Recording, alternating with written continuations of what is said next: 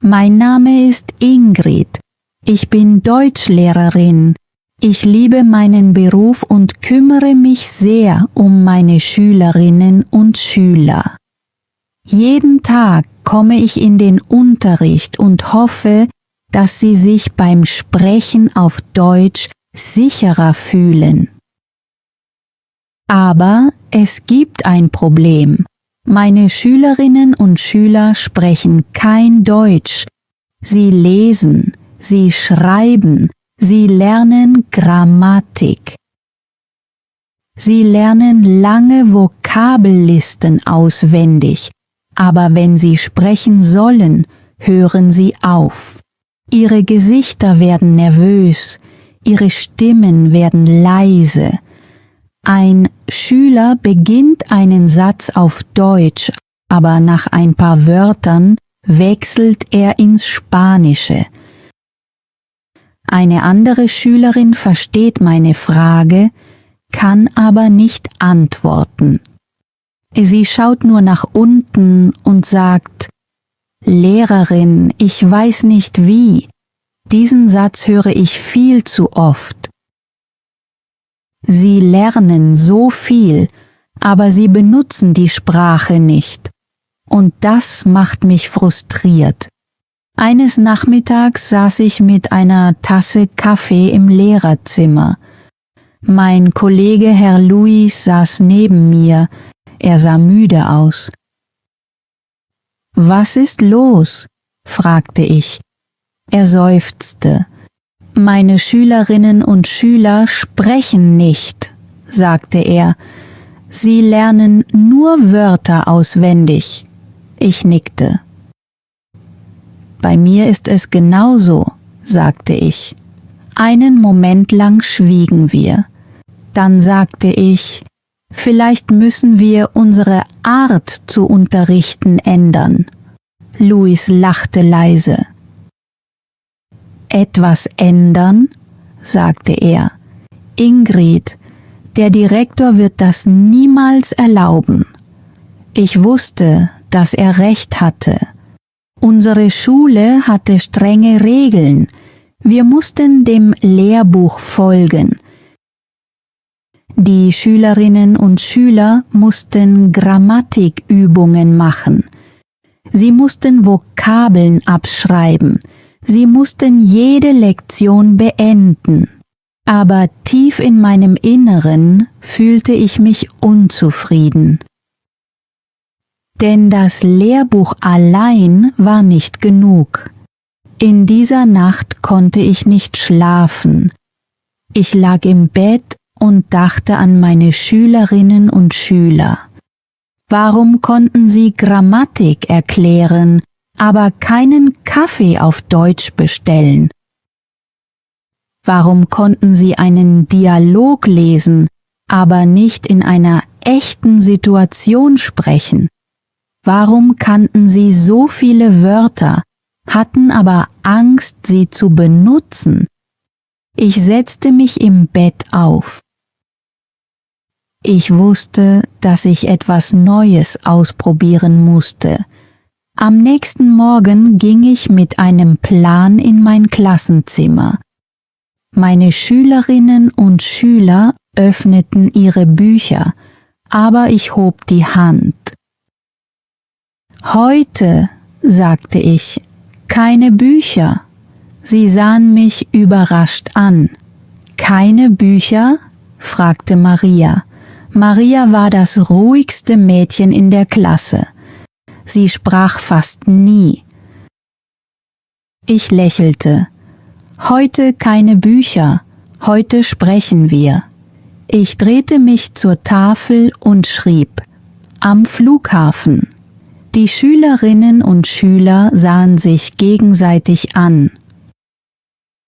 »Was machen wir?«, fragte ein Schüler. Ich sagte: »Stellt euch vor, ihr seid an einem Flughafen. Ihr braucht euer Ticket. Ihr müsst die Sicherheitskontrolle finden. Ihr müsst euer Gate finden. Das werden wir heute üben.« Ein Junge namens Matteo hob die Hand.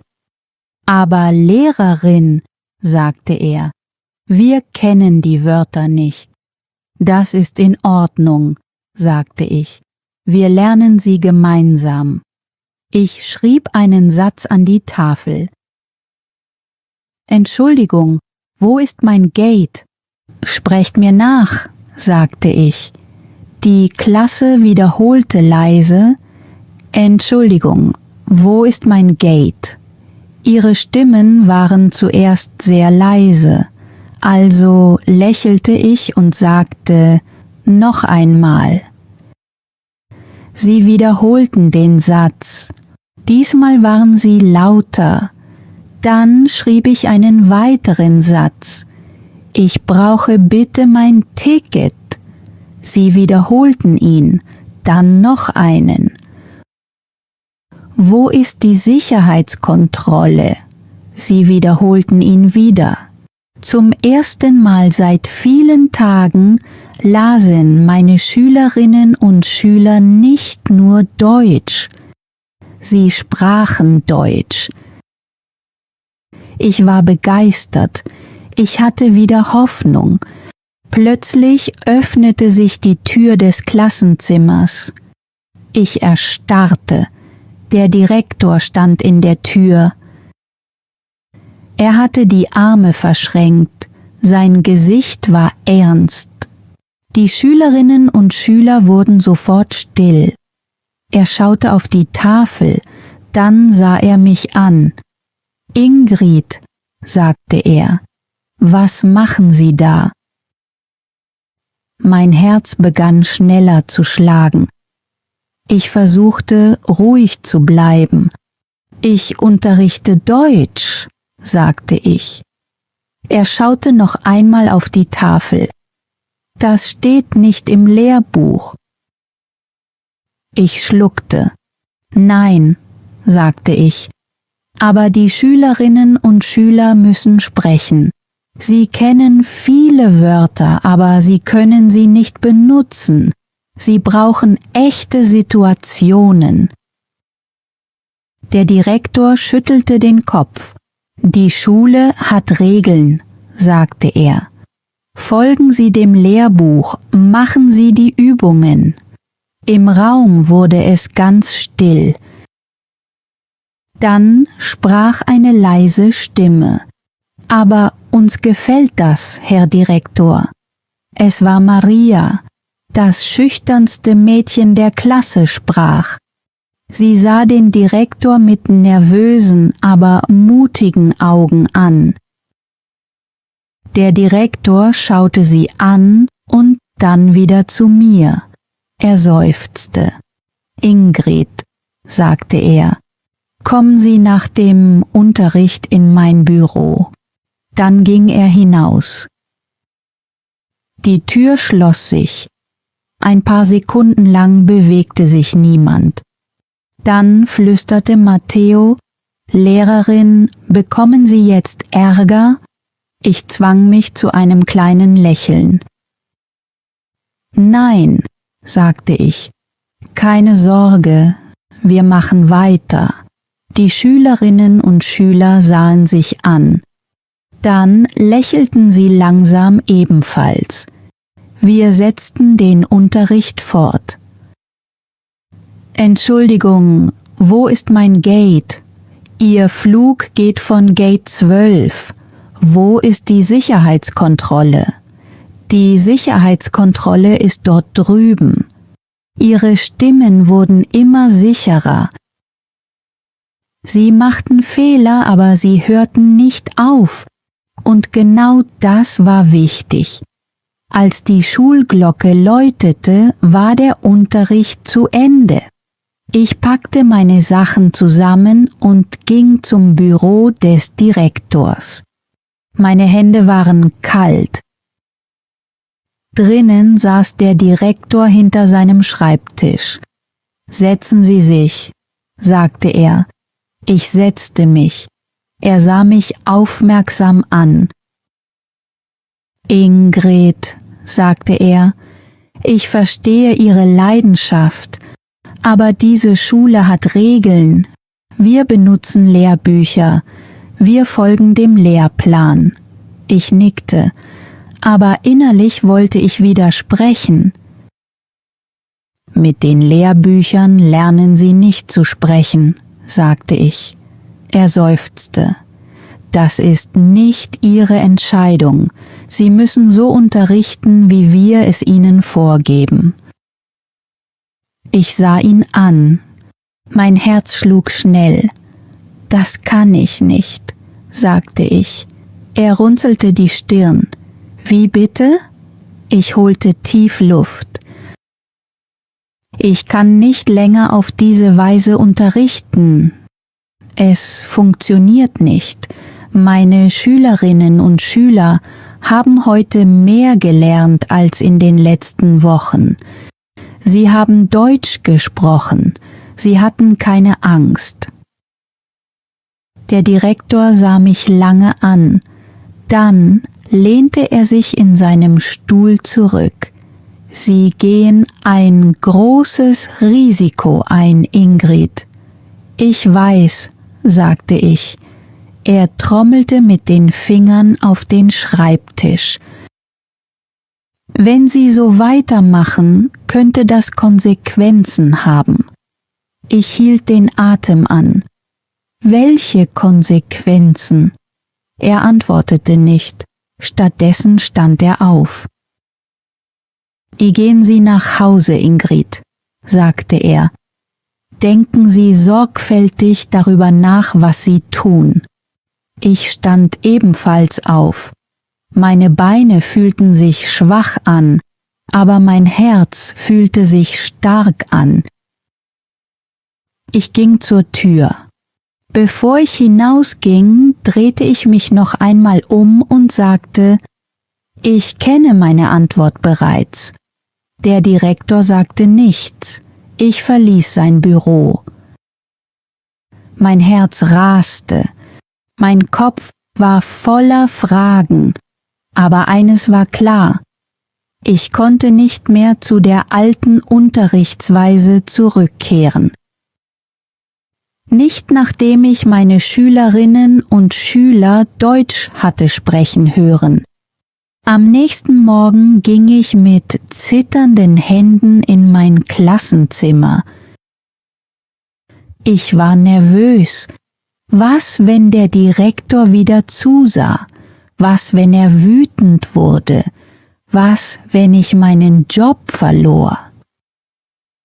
Doch als ich meine Schülerinnen und Schüler ansah, wurde meine Angst ein wenig kleiner. Sie warteten bereits auf mich, ihre Augen strahlten, sie sahen aufgeregt aus.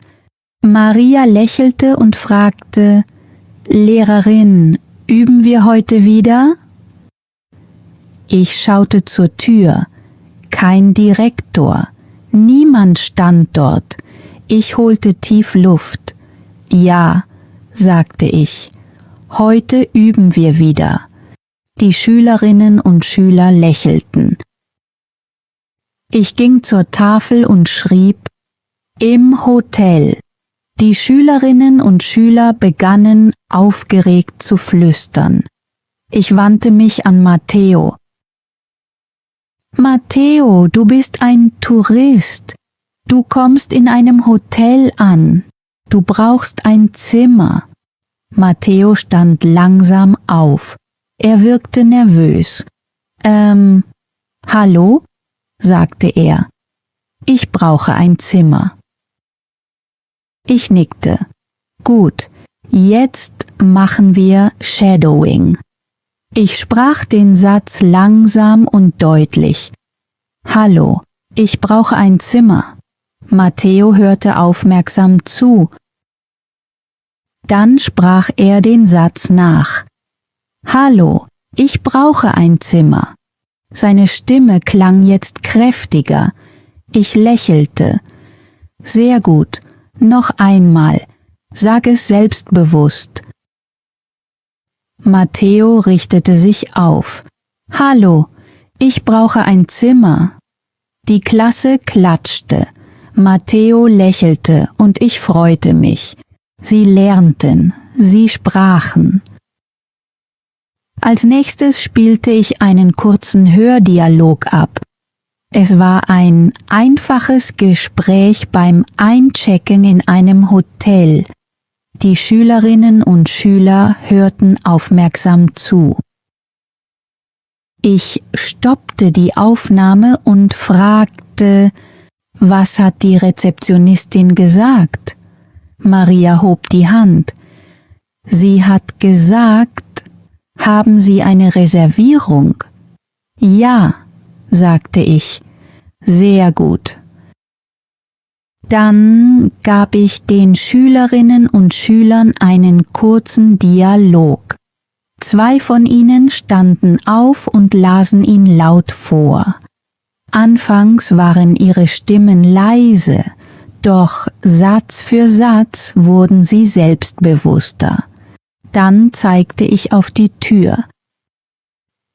Jetzt werden wir Immersion ausprobieren, sagte ich. Ab jetzt sprechen wir nur noch Deutsch. Stellt euch vor, wir sind in einem Hotel. Kein Spanisch. Einige Schülerinnen und Schüler wirkten nervös. Aber Maria lächelte. Okay, Lehrerin. Sie drehte sich zu Matteo. Hallo, haben Sie eine Reservierung? Matteo zögerte einen Moment. Dann holte er tief Luft. Ja, sagte er, für 3 Nächte. Die Klasse klatschte wieder. Mein Herz war voller Freude. Sie sprachen wirklich Deutsch. Plötzlich öffnete sich die Tür des Klassenzimmers. Ich erstarrte, aber es war nicht der Direktor. Es war Luis, mein Kollege. Er sah sich mit ernstem Gesicht im Klassenzimmer um. Ingrid, sagte er, was machen Sie da? Ich schluckte. Ich unterrichte Deutsch. Er schaute auf die Tafel. Sie benutzen das Lehrbuch nicht. Ich verschränkte ruhig die Arme. Nein, das tue ich nicht. Luis sah die Schülerinnen und Schüler an.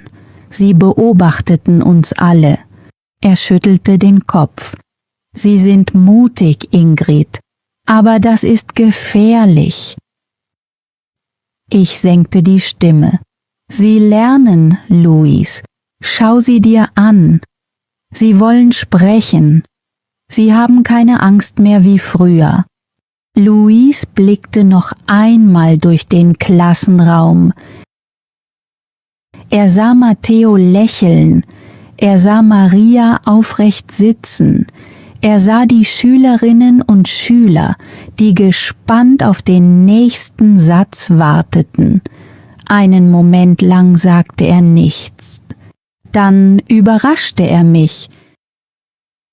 Er trat einen Schritt nach vorne und sagte, »Gut, ich möchte es ausprobieren.« Die Klasse schnappte nach Luft. Ich blinzelte. »Was?« Luis lächelte leicht. »Ich möchte sehen, ob deine Methode funktioniert.« Er drehte sich zu Matteo. »Ich bin der Hotelrezeptionist«, sagte er. »Guten Abend, mein Herr. Wie kann ich Ihnen helfen?« Matteos Augen wurden groß. Dann schaute er mich an. Ich nickte. Matteo holte tief Luft. »Hallo, ich brauche ein Zimmer.« Luis nickte. »Für wie viele Nächte?« Matteo wirkte unsicher. Ich flüsterte, »Für 3 Nächte.« Matteo wandte sich wieder an Luis. »Für 3 Nächte.« Luis lächelte. »Sehr gut.« Die Schülerinnen und Schüler jubelten. Mein Herz schlug schneller. Luis unterstützte mich. Vielleicht war ich doch nicht mehr allein. Doch dann öffnete sich die Tür des Klassenzimmers erneut. Diesmal war es der Direktor. Der ganze Raum wurde still. Er blieb in der Tür stehen und sah zuerst Luis an, dann mich und schließlich die Schülerinnen und Schüler. Niemand bewegte sich. Er trat in den Klassenraum und blickte auf die Tafel. Im Hotel, las er laut vor.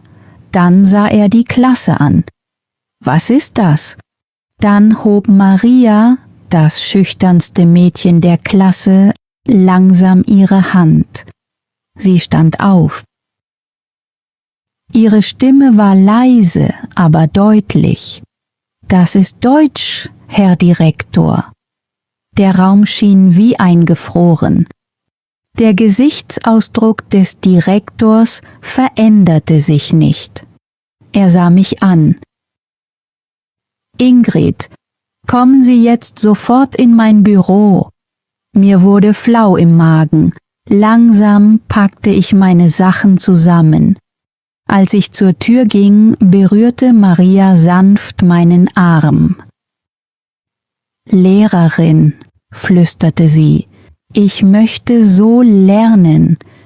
Bitte hören Sie nicht damit auf.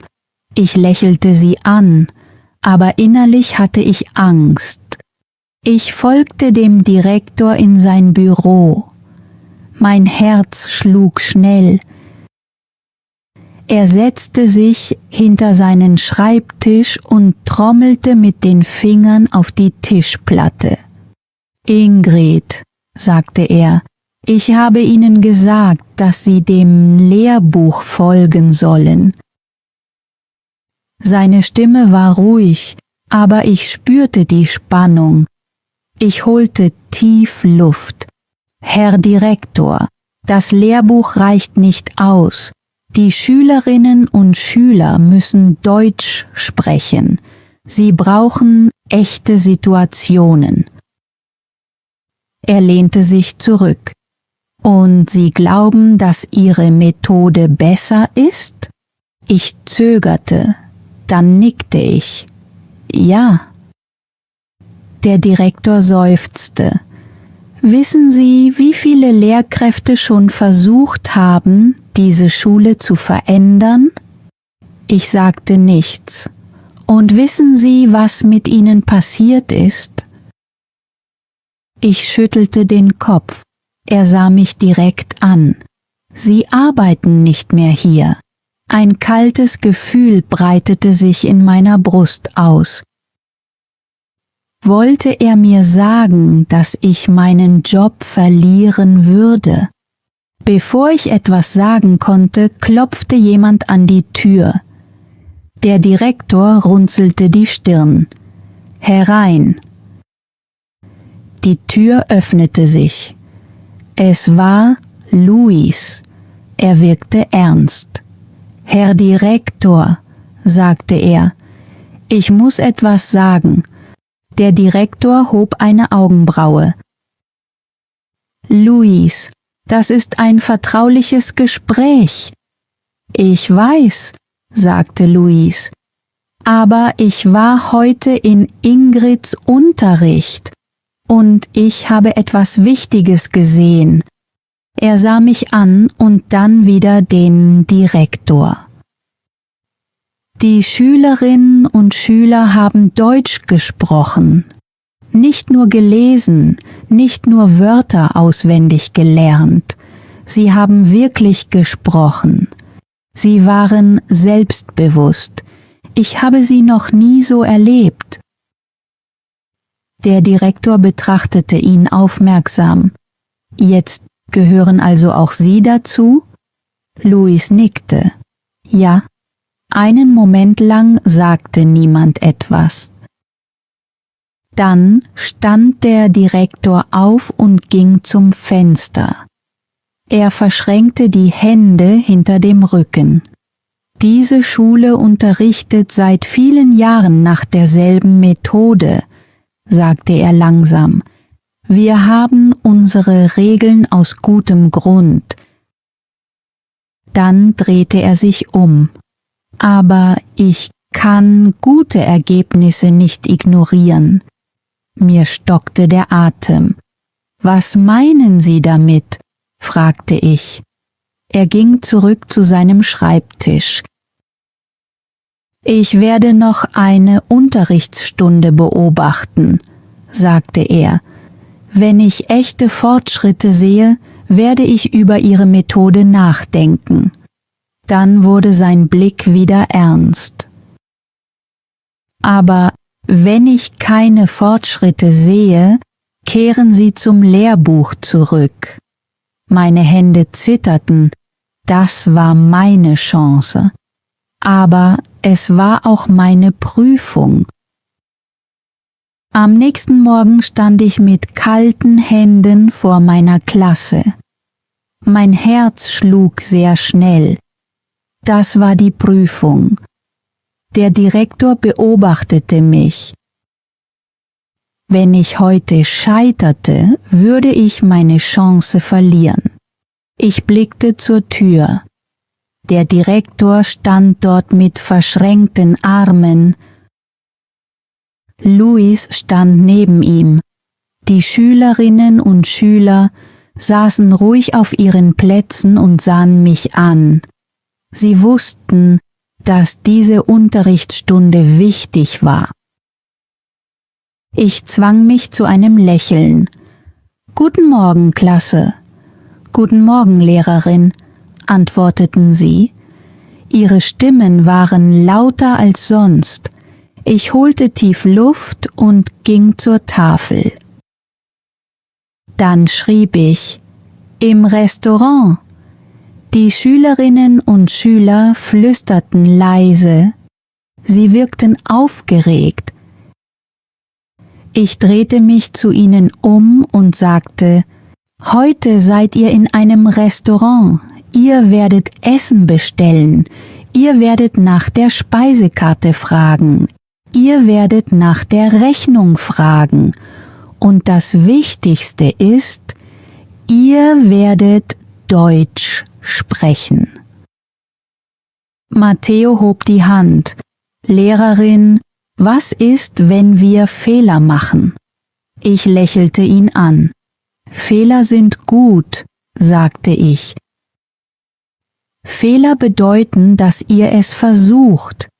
Fehler helfen euch beim Lernen.« Dann begann ich mit der Übung. Maria sollte die Kellnerin sein. Matteo sollte der Gast sein. Die ganze Klasse beobachtete die beiden. Maria stand als Erste auf. Sie wirkte nervös, aber sie setzte sich nicht wieder hin. »Hallo«, sagte sie, »willkommen. Kann ich Ihre Bestellung aufnehmen?« Matteo schaute zur Tafel. Dann schaute er mich an. Ich nickte langsam. »Komm schon, Matteo«, dachte ich, »du schaffst das.« Er schluckte und holte tief Luft. »Ja«, sagte er, »ich hätte gern einen Hamburger und einen Orangensaft.« Die Klasse klatschte. Matteo lächelte.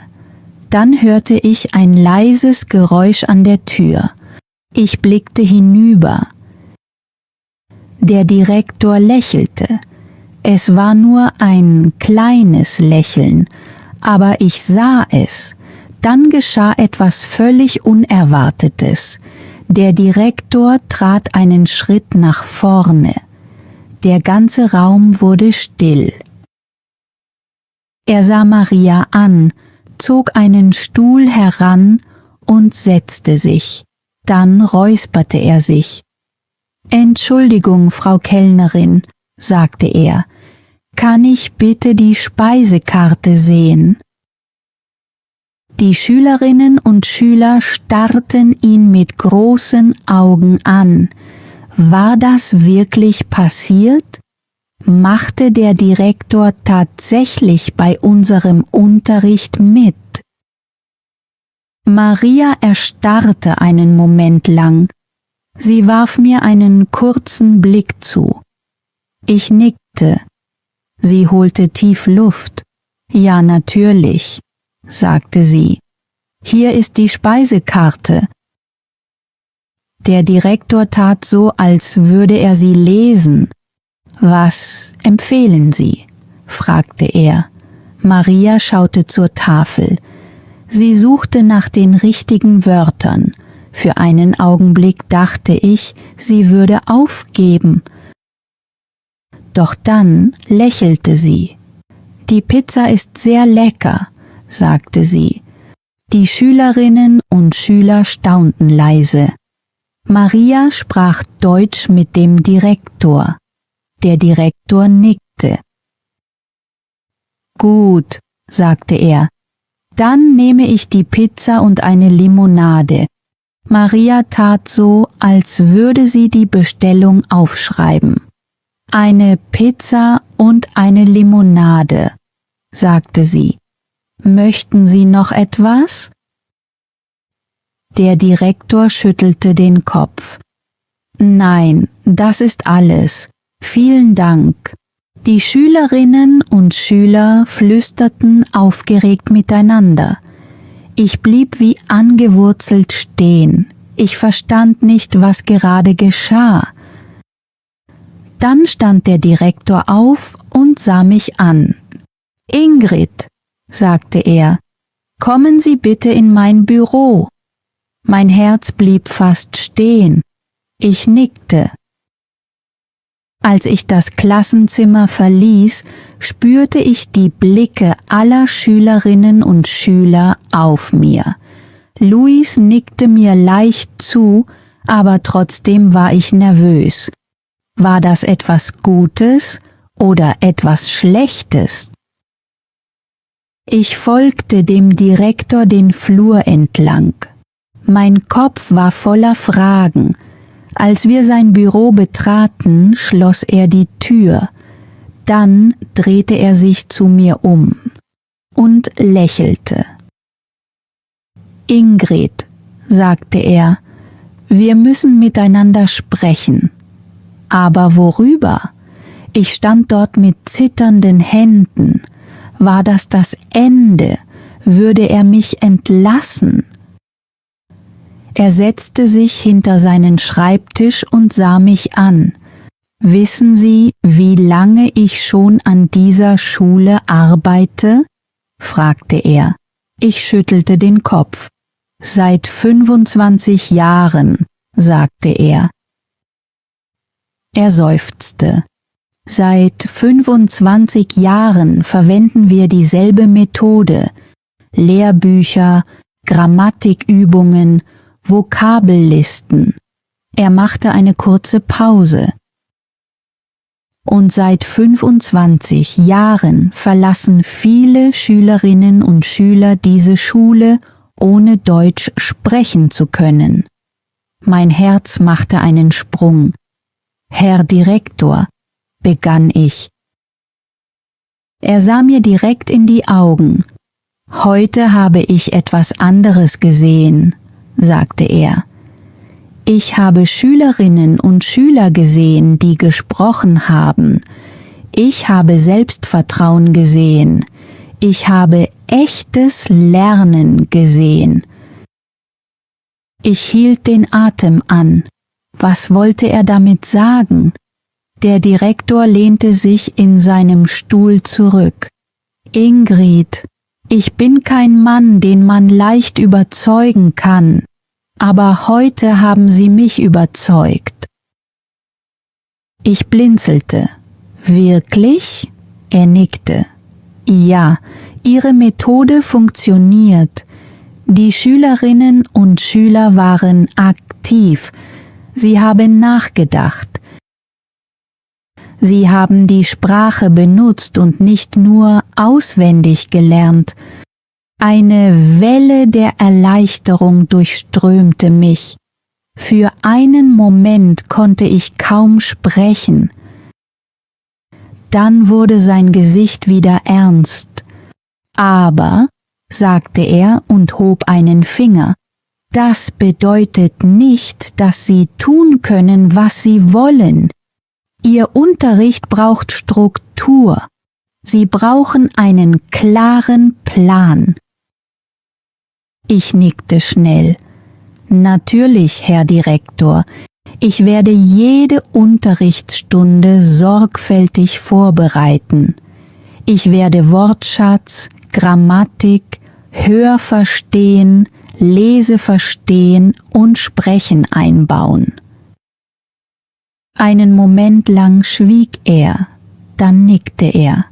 Gut, Sie haben meine Erlaubnis, so weiterzumachen.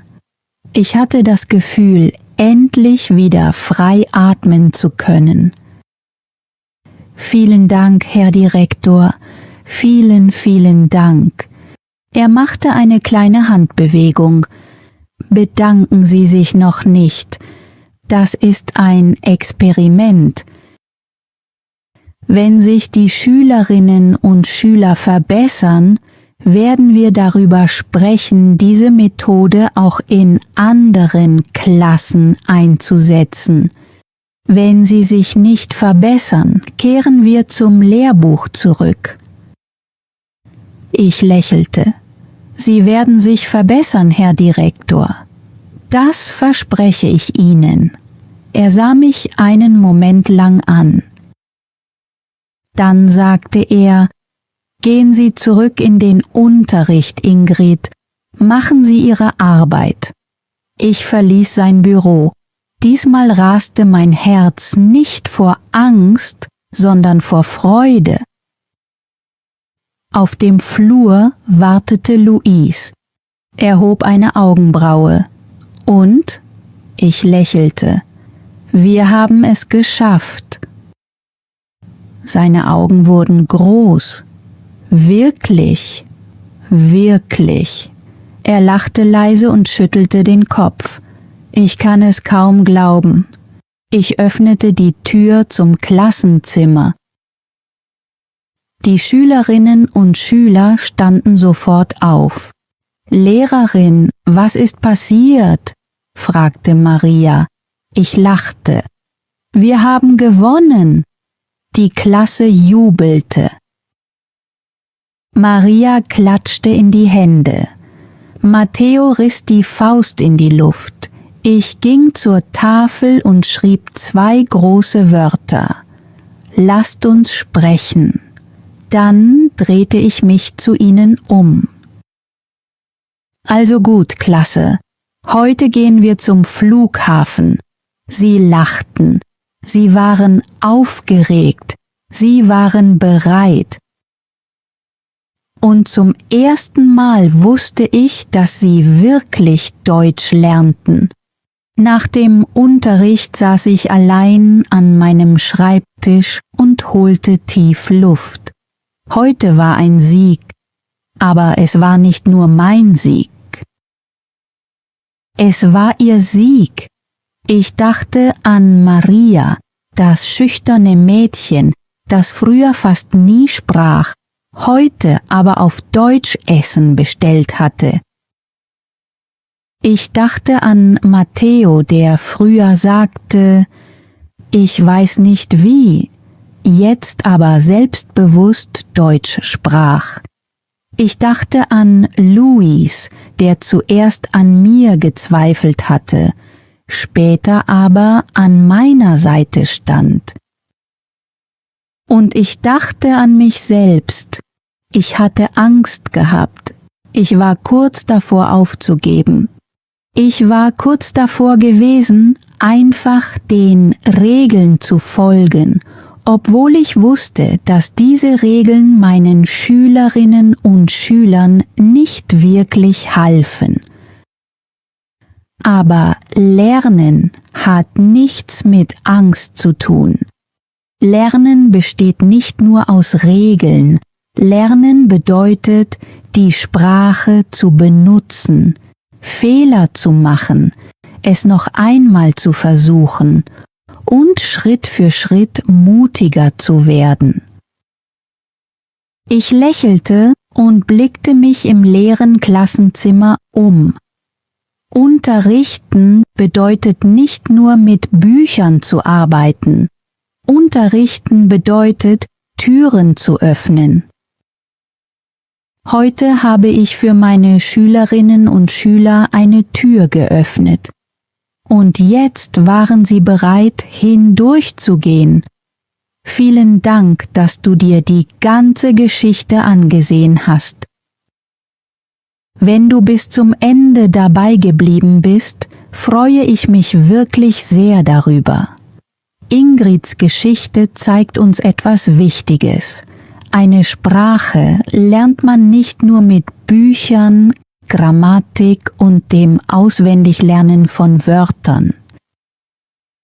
Wirkliches Lernen beginnt dann, wenn wir sprechen, Fehler machen und mit Selbstvertrauen immer wieder weitermachen. Jetzt habe ich eine kleine Übung für dich. Das heutige deutsche Wort lautet Mut. Schreibe einen einfachen deutschen Satz mit Mut in die Kommentare. Zum Beispiel: Ich habe Mut.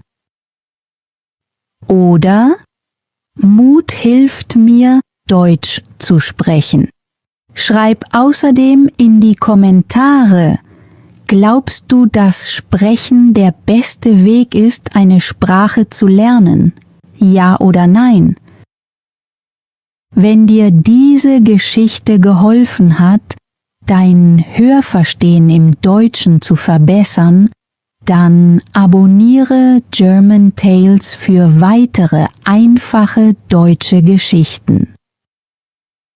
Hör weiter zu, übe weiter und wir sehen uns in der nächsten Geschichte. Tschüss.